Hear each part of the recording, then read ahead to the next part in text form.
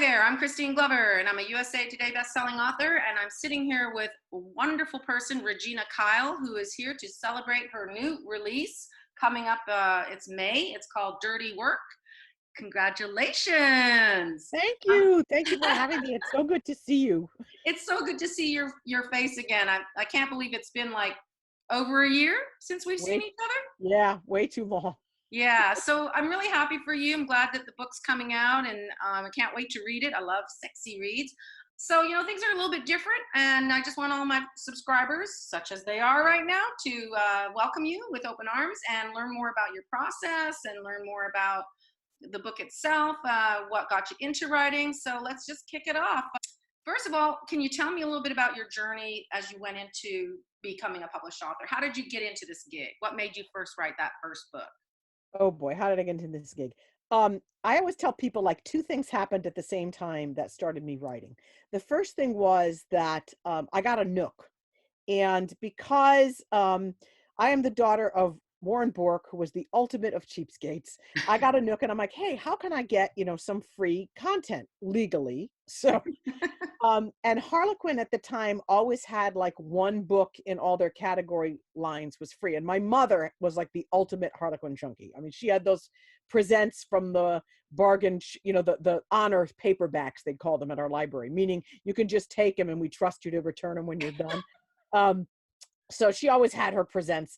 And so a lot of the Harlequins were free when I went to look for free books. And I said, oh, I'm going to try this one. And the one I tried was for a line called Blaze. It was by Leslie Kelly. I'll never forget. It was called Slow Hands. And Ooh, I I've got never read that completely one. booked on the whole line. And I read her whole backlist. I read, gobbled up all of Tawny Weber books, Vicki Lewis Thompson. I mean, all of those, Samantha Hunter, Sarah Mayberry, like all of the Blaze authors in the heyday of Blaze. And then at the same time, in my personal life, my husband who was 48 at the time, was diagnosed with tonsil cancer. And he's fine now. He's been in remission like 7 years, so he's doing great. In fact, I can hear him outside right now screwing a trellis into the side of our house. So if you hear like a buzzing sound, that's my husband with a cordless drill screwing a trellis in the side of our house. Looking for Um, projects. yeah. That made me start thinking, what am I not doing that I really, I'm 47. What am I not doing that I really wish I was doing? And I've always loved to write. I'm an appellate attorney by day, so I write all day, but I write, dry legal briefs. And I thought, I really like to try to write, and I really love these Harlequins, and I want to try writing one. So, people, when they ask all the time, how do you become a writer? What's the first thing you do? The first thing I tell them is read, read, read. Because right from the get-go, I targeted the Blaze line. That's what I love to read, high heat romance, to read a little bit on the lighter side, high heat romance. And that's what I like to write too. I'm very fortunate that what I like to read and what I like to write is the same thing. And I have still like 200 plus something Blaze books on my Nook, which is on my phone now. I have the app. That's how many I read learning how to write a Blaze. And then I found my local RWA chapter and joined them and started going to conferences. And I got super, super lucky because Harlequin, I think they still do run some. At the time, they ran a lot of contests. They used to have that So You Think You Can Write every year. Yep. I never entered that, Yeah. but they had a contest for Blaze. And I'd seen them have a lot of contests for different lines, and I purposely was not tempted by them. I knew I was writing a Blaze. Finally, they had a contest for Blaze, and I submitted, you have to submit, I think it was the first chapter and synopsis of your book. And my very first RWA conference was Atlanta in 2013, I think it was. And I'll never forget this. I was like 2 days from getting ready to fly down to the contest. I was driving to DSW to buy shoes to go with my read address. And my phone rang from Canada, and it was Harlequin telling me that I'd won the contest. That's awesome story. And that I couldn't tell anybody. So here I am at RWA, and I couldn't tell anybody that I had won because they were doing a thing at RWA where they were announcing the winner at That's a so cool. event. So I'll never forget like seeing Tawny Weber in the lobby of the, or the hall of the hotel. And she was with Brenda Chin, who had been the Blaze editor and was no longer the Blaze editor. And so she introduces me to Brenda, who had my pages before she left Harlequin. And Tawny was like, so how's it going? What's happening with that book? Because Tawny had read the first chapter for me. And I was like, and I couldn't tell her anything. I'm like, oh yeah, it's great. Yeah, things are great. Yeah. And then like the next day or 2 days later, I'm at the reception where they announced the winners, and they announced me, and she turned to me and she's like, "You little bleep." You had to keep it a secret. And Well, Kathleen Schiebling was like, "We told her she couldn't, buddy." I love this story. It's so cool. So, like you were saying, you're an appellate lawyer, and you write dry briefs during the day. Do you write linearly when you write your Very, romances? very linearly. I'm a very linear writer. The only time I don't write linearly is like if I'm stuck at something and I want to leap ahead and I have like an epilogue, like my very first book, which is the book that won that contest. When I won that contest, I didn't get a book contract. What I got was 9 months working with an editor. And I worked with who became my editor for my first 4 Blaze books. Her name is Dana Hopkins. And at the end of that, the month working with Dana through about the first half of Triple Threat, we worked through to see if I could respond to editorial comments and respond to her concerns. And because I wanted to get used to doing that. I want to practice in doing that. And at the end of that month, they offered me a 4-book contract because I had, in addition to that book, in my head, books for the 3 other siblings in this family. So that became the Art of Seduction series. But the only time I haven't written linearly was with Triple Threat, my first book, when I was stuck at one point, but I knew exactly what the epilogue was going to be. And it was like leaping ahead X amount. So it was like detached from the rest of the book, kind of. I could jump ahead and write that. But other than that, I write very linearly. And I use Scrivener, which is a writing program that a lot of writers love because it lets you jump around. Mm-hmm. But I love it. But I still write in order, very much so. Because I have Scrivener too, and that's one of the reasons I like it, because I can sort of kind of go back and forth easily and do the split screen. So it works well with my little ADD brain, I guess. But when you're writing and you're writing linearly, I haven't even finished the champagne. Do you also plot then more? Are you more of a plotter or a pantser? I like to say that I'm a plantser, because I sort of in the middle. I have a plot group, and I used to have a critique partner, and my agent also says, "Oh, I'll read everything if you want before you sub it." And she reads all of my submissions when we're like submitting new stuff to a publisher. Mhm. But like once I'm already under contract, she's like, "If you want, I'll read it before it goes to your editor and give you comments." She says, "But if you don't, and I never have time to, I don't write fast enough to ever have my agent, who is fabulous and gives like really good big picture edits, but I just don't write fast enough to get it to her before it's time to get it to my editor." I think what saves me is that I do have this plot group. We call ourselves the MTBs, which stands for the most trusted bitches. I hope I can say that. And it's because we saw it on a car once. We were leaving RWA in New York one year, and there was like 4 of us in this car. We were all going to a blogger was having a beach barbecue.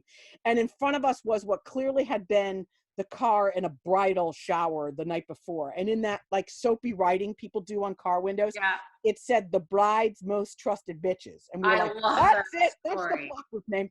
So there's 6 of us in the plot group, and we usually get together, like we try to get together like 4 times a year. One of our members has a quote unquote cabin. It's freaking gorgeous, nicer than my house, up in Vermont. Nice. And we usually try to go up there, but we were supposed to go in March, and that didn't happen. Now we were supposed to go in the first weekend of May, and we just decided that isn't happening. But we've been like Zoom plotting. So, but when I plot, I like to plot like the main parts of the book. You have your opening, your meet cute, your call to action, your midpoint, your all those high points you need to get to. I don't necessarily plot out with them at least, every single scene in the middle. I kind of feel like some stuff has to happen organically. If you I agree. overplot, you don't allow yourself any room. And I'll give you an example of this from the book that's coming out, Dirty Work. When I initially plotted Dirty Work, their argument and black moment was going to be the essential conflict between Ainsley and Jake is that he's a workaholic.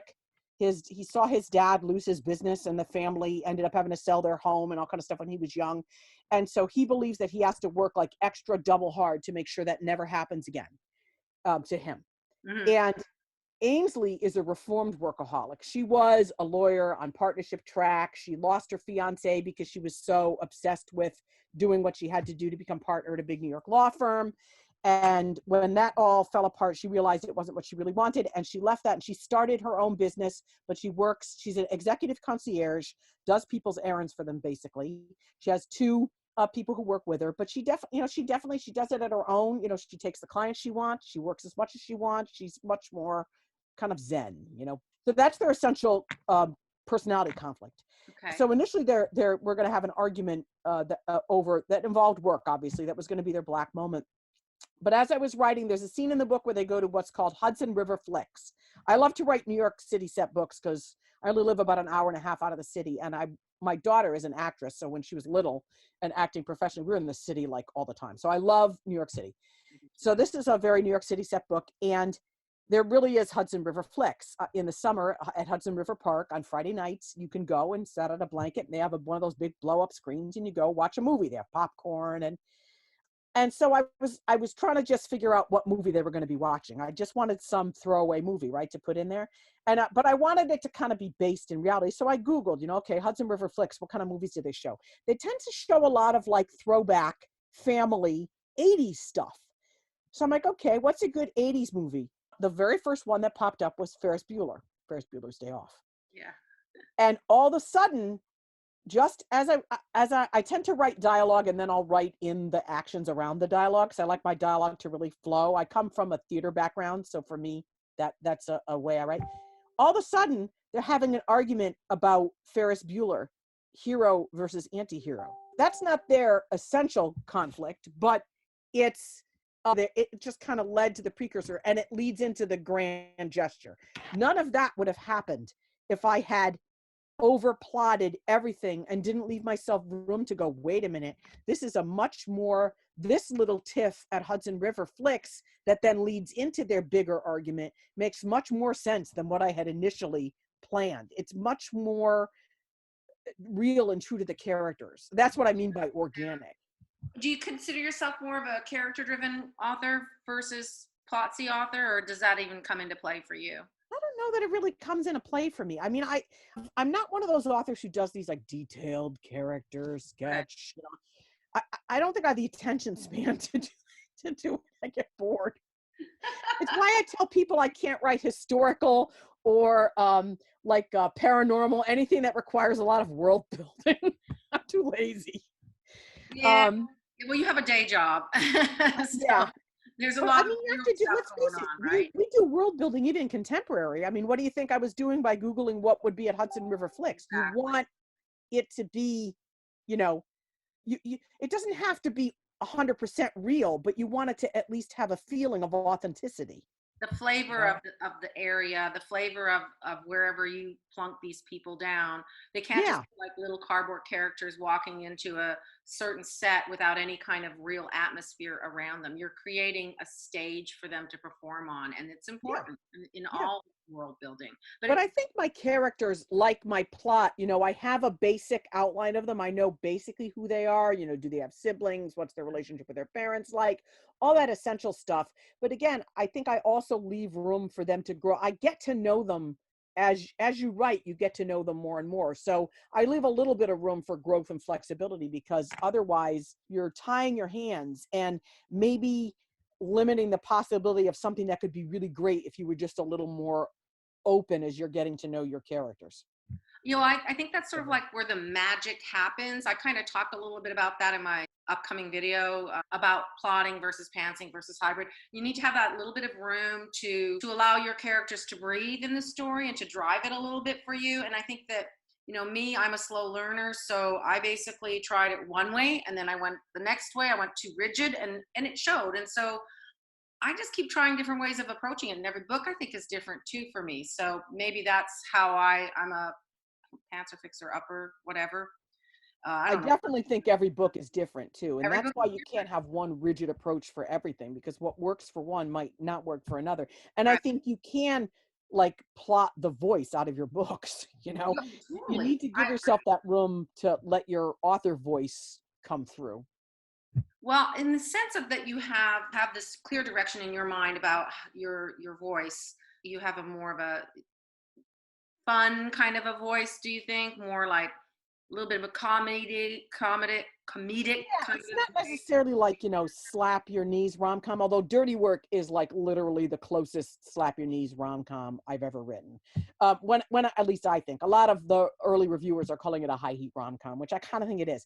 I'll be honest, I was in kind of a writing slump. 2019, end of 2018, beginning of 19 was not a great writing time for me. Yeah. I didn't have any releases in 2019. The great thing about writing this book, Dirty Work, for Dare was that it let me do two things. One, it let me explore writing in first person present, which was something I've always wanted to try doing. And for me, I loved it. It made me feel closer to the characters. I think it made my voice even more pronounced. It's, present tense is very immediate. And when you're first person, you're right in their heads. It's alternating first person. So you do see both Ainsley and Jake's, side of the story. I think that uh, that allowed me to experiment more and have fun. And this book is definitely low angst. I mean, obviously there's got to be conflict or you can't have a plot. It's not like, it's not deep and dark. There's no darkness to this book at all. It's just a fun high heat romp. I mean, there's like scenes during drag queen diner singing diner, and there's a cock blocking Irish wolfhound. There's a strip Scrabble. There's a penis themed bachelorette party. I mean, Love it. I just kind of any cray thing I felt like throwing in, thinking this is never going to fly. They're going to cut this for sure. This is never going to fly, and they left it all in. So This sounds like the perfect book for people who love to read romances, especially in these kind of uncertain days. It sounds like the perfect book to read to escape all of the negativity and just dive into something fun and different and sexy and hot. I can't wait to read it myself. And speaking of that, what do you like? Do you still just only read like Blaze style kind of books? oh Dare? no, I read all across, different. I don't read a ton of historical, although I do read some. I'm more of a contemporary reader. I don't read a lot of romantic suspense only because that's my day job. So Yeah. like for me, I'm a criminal prosecutor, so I read all day about, you know, people doing terrible things to people.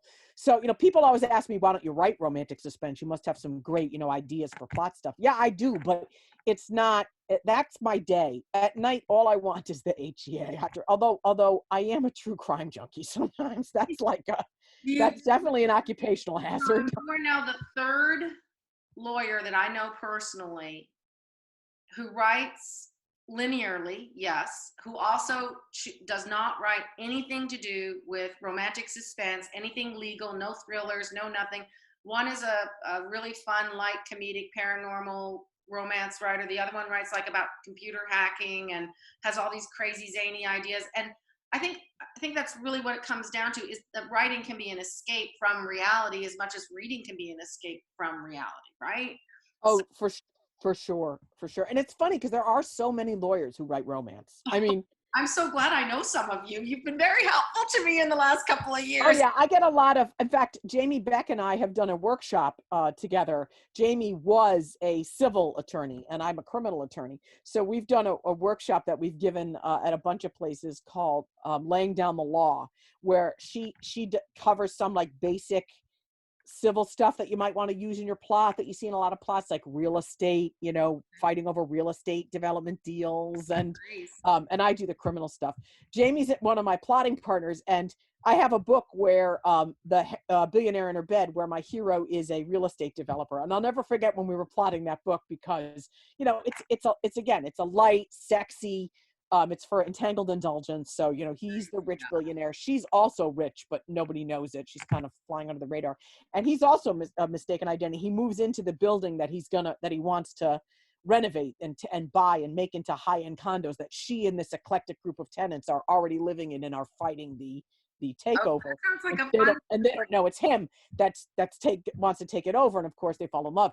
But as we were plotting it, Jamie Beck was like, well, no, this wouldn't happen. And I finally said, look, Jamie, I'm not writing a primer on how to buy a building.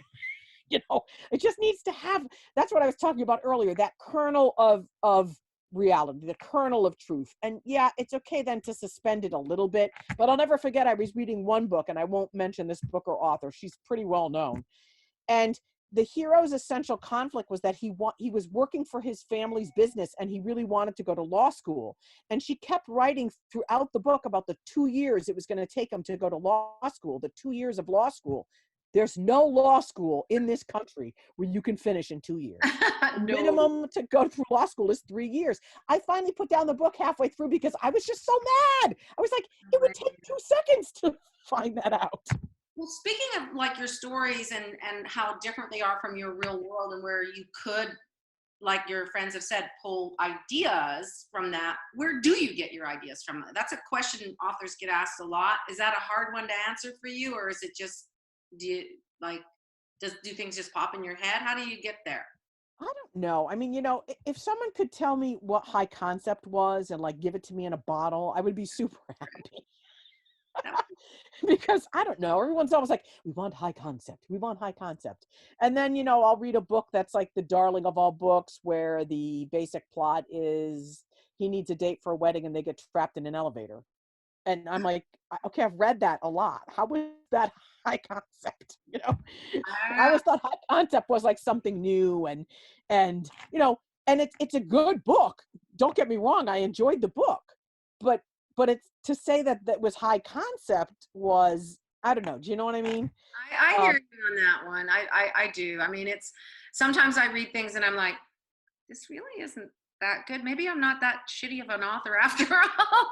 It's interesting to me. Ideas, where do they come from? When people ask me that, I'm like, I think the plot group definitely helps because what I tell people is, and I feel my plots are pretty basic, and what saves my books a lot of the time is that I do have a pretty strong author voice, and that the reason a lot of lawyers are romance writers is because we're just writers. Like we already know how to write. Lawyers write for a living. So if you're a lawyer, a lot of us are pretty good writers because we've spent our living writing. When we start to write romance, we have to learn how to write a romance, but you don't have to learn how to write. Like, I mean, I know right. how to You know how to write, start and construct finish a a project. grammatical sentence, Right. but but I think what saves me is my plots are pretty basic, but my author voice is pretty strong. I always say that when it comes to plotting, like my brain is like a river, right? Your river wants to go down the same path all the time, right? So your brain tends to think in the same directions. The great thing about having plot partners, and they don't even have to be people who write in the same space as you. In Hmm. fact, often it's better if they all don't write in the same space as you. I'm high heat contemporary. Jamie Schmidt is high heat contemporary. Jamie Beck is way more angsty romance moving into women's fiction. Yeah, Gail Kinesi, she's writing more I don't want to say angsty, but more romance towards women's fiction. And then we've got Susanna Hardy who writes cozy mysteries. Nice. So, we don't write all in the same space, but your brain, we're plotting, and we usually come in with we try to go to the meeting with already some stuff. Now we started using Trello and sharing Trello boards, which is a lot easier than everybody sending 8 million emails. Here's my synopsis. Here's my character notes. We do it all online on a Trello board, and you have a board with, whatever plot you've got, whatever character ideas you've got, photo inspiration, whatever. And then you'll start and you'll be like, well, I was thinking this and this and this. And they'll be like, yeah, but what if this? And they'll take Yeah. you off the river path. What about if this? Oh, geez, Hmm. I never thought of that. Because that's That's not how your brain goes, but that's how they, and that to me, that's the benefit of having a plot group is that otherwise I stuck. Like the other night I'm writing Dirty Secrets, which is the next book in Dirty Work. And I was at a part where I'd finished this great sex scene, and what was supposed to come next, I was just staring at the scene in Scrivener, like staring at my blank, yeah. thing, and nothing's happening. And I'm thinking, and all of a sudden I thought, it's because it's the wrong scene. This isn't what needs to happen next. I need to flip this around. And this is where I love having Scrivener because it took me 2 seconds I called Jane, I have to run something by you quick. I think this is the problem. I'm having this problem. I think, and she's like, yes, that is what you need to do. Move your scenes around. And then it took 2 scenes to boop, boop, Yeah, because boop, you have boop, those move it nice back little around. cards, which is Yeah. awesome. I love the And cards. see, that's what Trello is too. Once you get used to Trello, you can move the cards around. And the thing with Trello is if you have a board, you can then share that board with somebody else. So that's how we do the plotting together. Like I'll have a board for my book that I'm plotting, and then I just share it with the emails of my plot partners. So then they can go on their Trello, and there's my board that they can look That at. is really cool. I really like that. I'm going to explore that a little bit more. And you are kind of new. You said you had just started using planners and stuff, and now you're all in on the planning thing. Well, I resisted planners for a long time. I was like, always like, here is my cheap state of Connecticut issue planner. And I still am never going to spend like $100 on a planner like some of these people do. I'm like, oh, happy planners are at sale on at Michael's, and I have a 50% off coupon. I'm in, you know. Great. Um, I love it. And I like love learning new ways to $16. approach things. I appreciate you sharing the Trello with me. Now, as you're moving forward, you said you're working on the next book in the series, Dirty Secrets. Where do you see yourself going in the next year as an author? What do you want to where do you want to focus your energy? Well, I can tell you what I already have contracted and what I know is coming. So Dirty Secrets will be my second book for Dare. After I'm hope to finish up writing Dirty Secrets maybe first week in May. I hoped by the end of the month, but that's not happening. Yeah. Then I got to jump right into developmental edits for the first of, I have 3 books contracted for Entangled Indulgence, The Mediterranean Millionaires. They're 3, yeah, they're 3 Mediterranean guys that meet at Oxford. So it's the first guy is Dante Sabatini. He's Italian. The second guy is, then the other 2 guys, one is from Spain and one is from Greece. I don't know who's going to be number 2, Spain or Greece yet. I haven't decided. Whatever one I feel like writing first. I think Spain, because he plays a little bit bigger of a part in the first guy's book. So it kind of makes more sense to have him be the next guy. Yeah. So that's what's coming next for Entangled. I also have a book contracted that I have to start working on for Vi Keeland and Penelope Ward are doing a Cocky World. And they call it Cocky World. It's based on Cocky Bastard and that whole series of books that they wrote. Yeah, you can say the word cocky now. It's okay. It's not trademarked. It's not trademarked. But yeah, and so I'm one of the authors that's contracted in that world, and I'm really excited about that book. It's going to be called Lucky Stiff, and that one's going to be fun. It's kind of a mistaken identity. You have to use one of their books or something in their book. It's got to be tied to one of their books in their world. And the book I'm using as my jump off is Mr. Moneybags. Mr. Moneybags. Mr. Moneybags.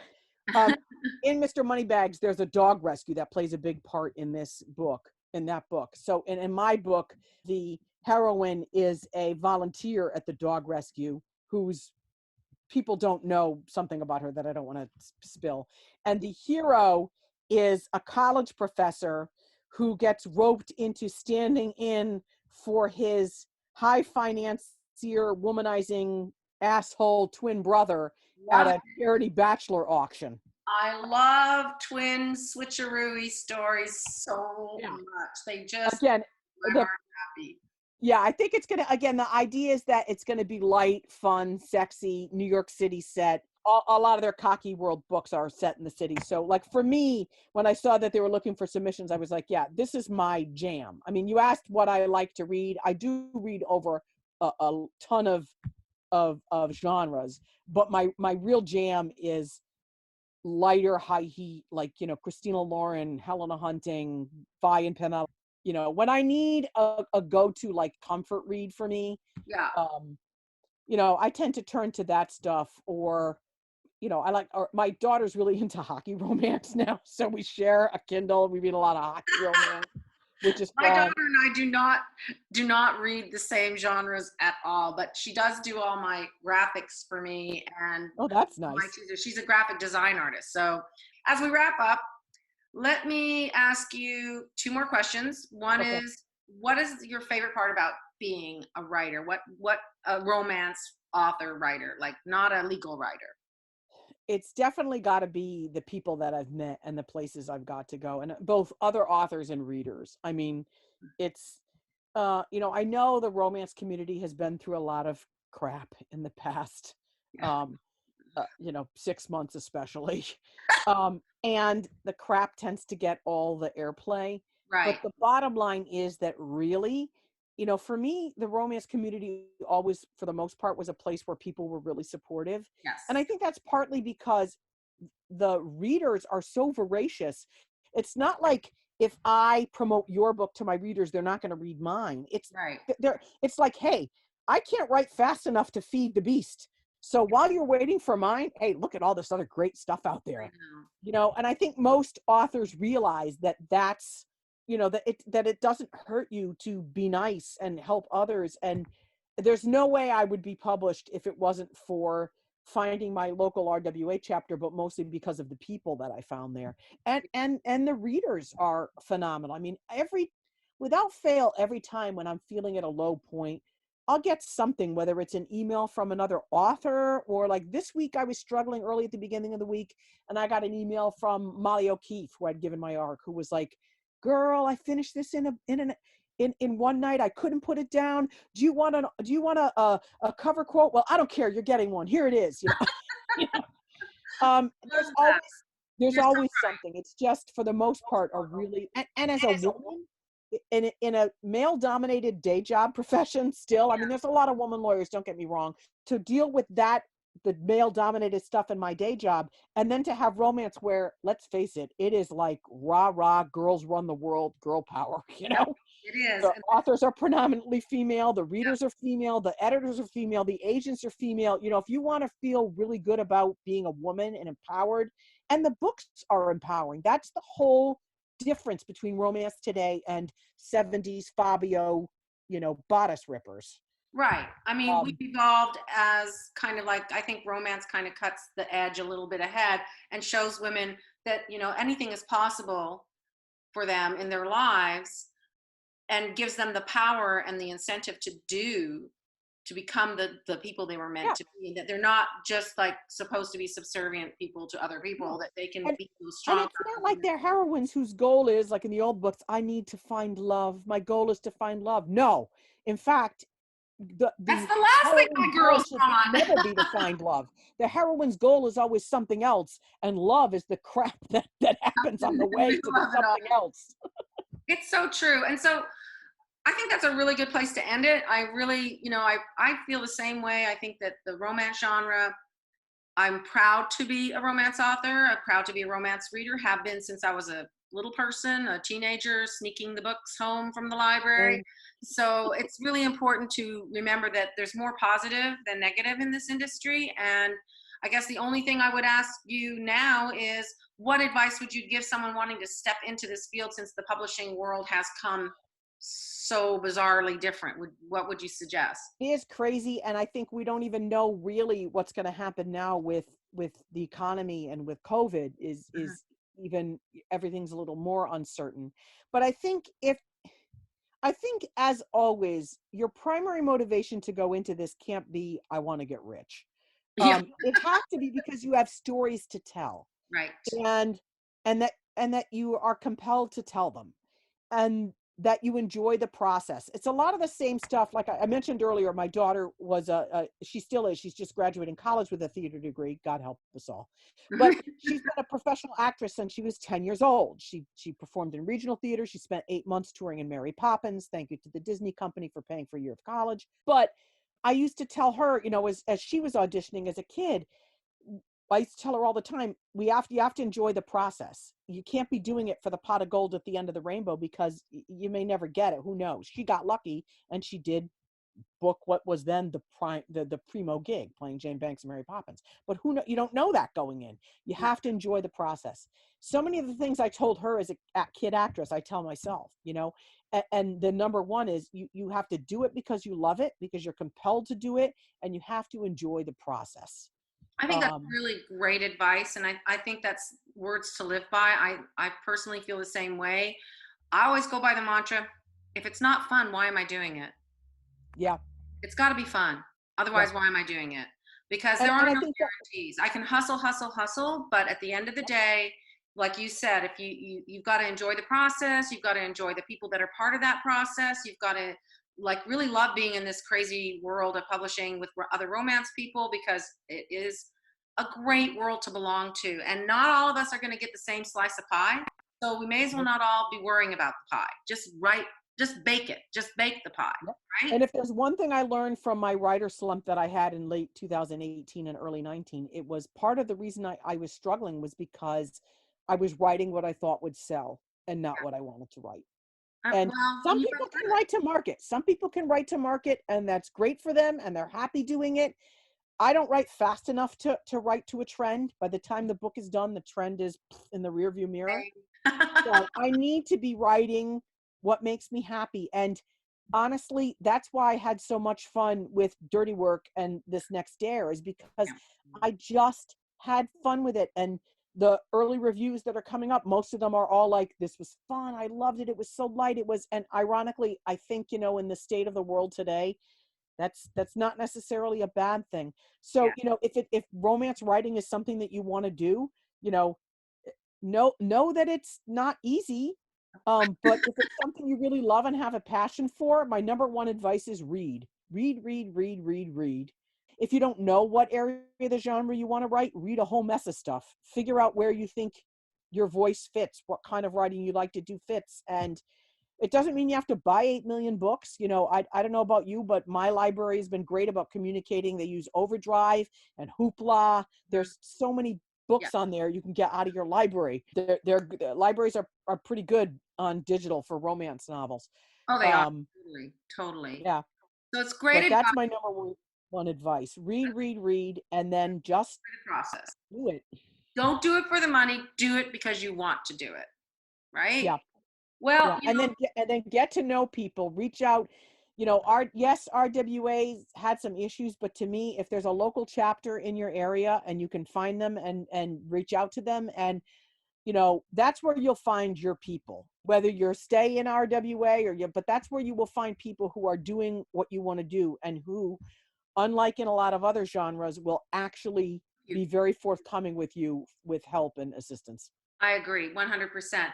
Well, thank you so much for coming and being my guinea pig, my first interviewee. Let's see how this all works out. Regina, I Thank really you. appreciate you taking the time.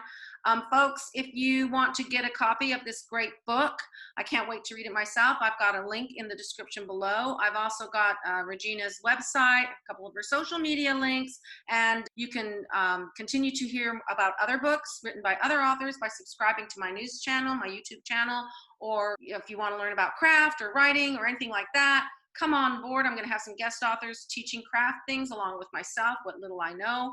And I really appreciate you watching. And I appreciate Regina coming on and sharing her wealth of information with us. And I can't wait to read her book. If you like the video, please give me a thumbs up. And if you want to get more of these videos, then definitely subscribe to my channel.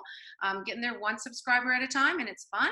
And that's the whole point. So thank you again, Regina, and happy writing, happy reading. Take care. Thank you for having me. Thank you.